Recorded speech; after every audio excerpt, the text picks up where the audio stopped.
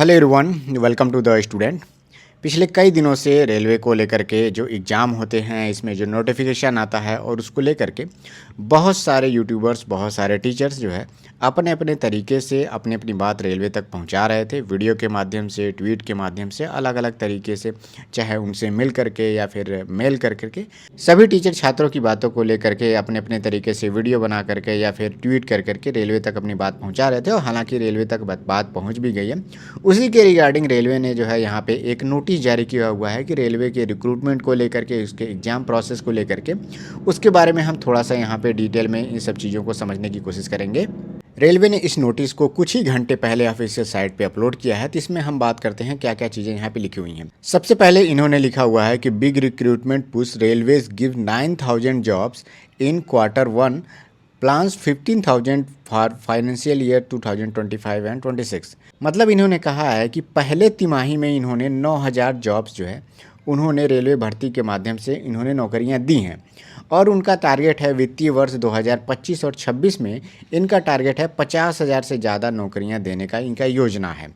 अगली लाइन में इन्होंने लिखा हुआ है कि 1.08 lakh vacancies announced since 2024, 15,000 appointments इन फाइनेंशियल ईयर 2026 और 27। इन्होंने कहा है कि 2024 से 1.08 लाख जो है रिक्तियों की घोषणा की गई है।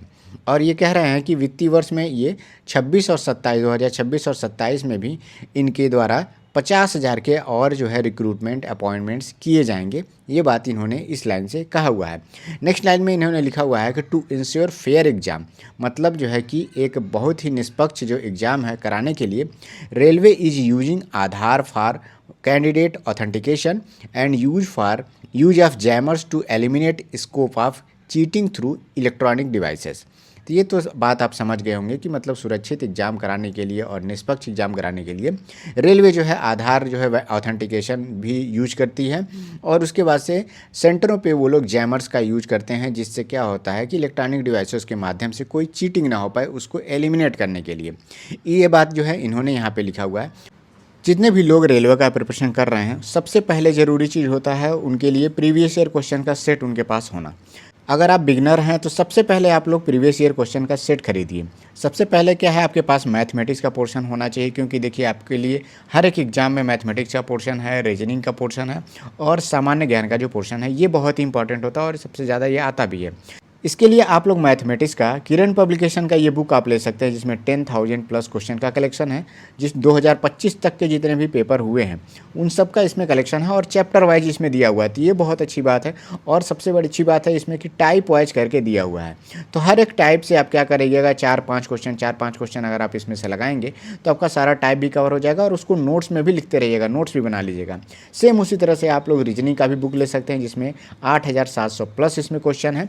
और सामान्य ज्ञान जो कि सबसे ज़रूरी चीज़ है, और इसमें क्या है कि ये एनसीईआरटी के पैटर्न पे आधारित है, वन लाइनर भी इसमें दिया हुआ है। और इस बुक पे आधारित जो है आपको सामान्य जानकारी और सामान्य विज्ञान का भी आप अगर बुक लेते हैं, चैप्टर वाइज इसमें सॉल्व पेपर है, ये बहुत अच्छी चीज़ है। क्योंकि देखिए क्या होता है कि मैं हर एक वीकली टारगेट में भी बताता हूँ कि सामान्य विज्ञान का भी आपके पास एक बुक होना चाहिए, जिसमें से हो सकता है कोई चैप्टर अगर आप नहीं भी पढ़ रहे हैं तो आप क्या करिए, सामान्य विज्ञान के कम से कम 200 क्वेश्चन डेली आप वन टाइम रीडिंग करिए। उसके लिए आपके पास एक ना एक बुक आपके पास जनरल साइंस का बुक आपके पास होना चाहिए। तो ये बुक भी आप किरण पब्लिकेशन का ले सकते हैं। इन सभी बुक्स का लिंक मैं आपको यहाँ पे कॉर्नर में आप क्लिक करेंगे तो उस पर आपको मिल जाएगा।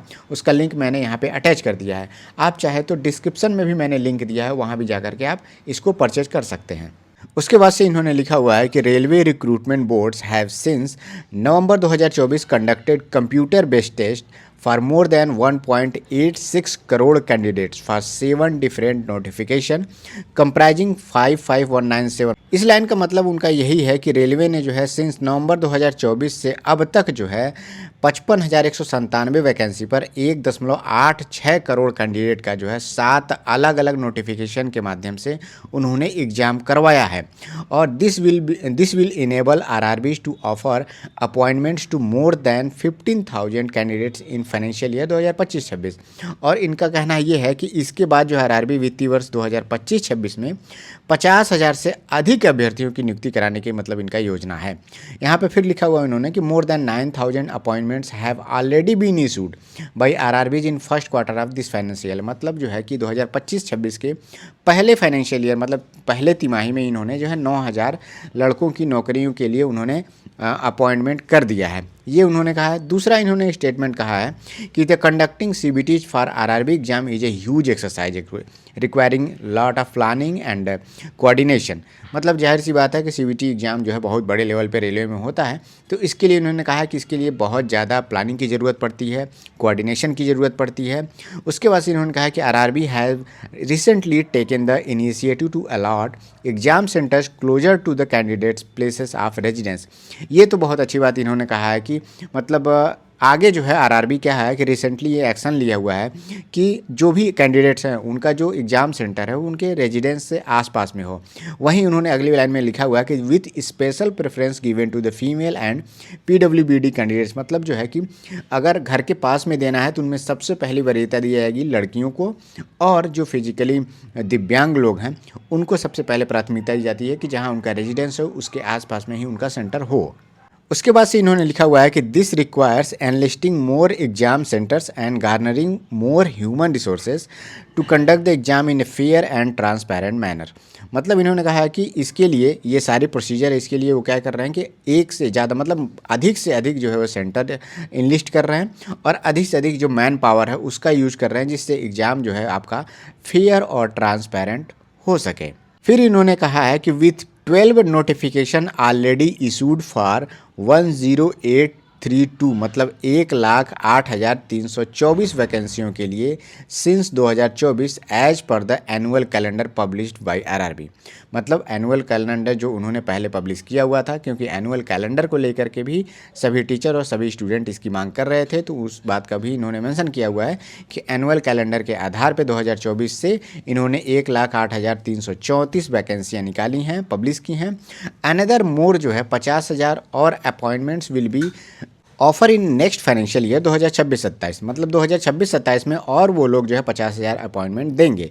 इसके बाद इन्होंने लिखा हुआ कि to increase the fairness of the exam e KYC based Aadhaar authentication has been used to authenticate identity of candidates for the first time in such large scale exam achieving more than 95% success. ये कहना चाहते हैं कि मतलब e-KYC के माध्यम से, आधार authentication के माध्यम से हम लोगों ने जो आइडेंटिफाई किया है कैंडिडेट को, पहली बार हम लोग इतने बड़े लेवल पे एग्जाम जो है अचीव कर रहे हैं, वो भी 95% सक्सेस के साथ। उसके बाद इन्होंने लिखा हुआ कि jammers are now being deployed 100% across all exam centres of RRB to eliminate scope of cheating through electronic devices.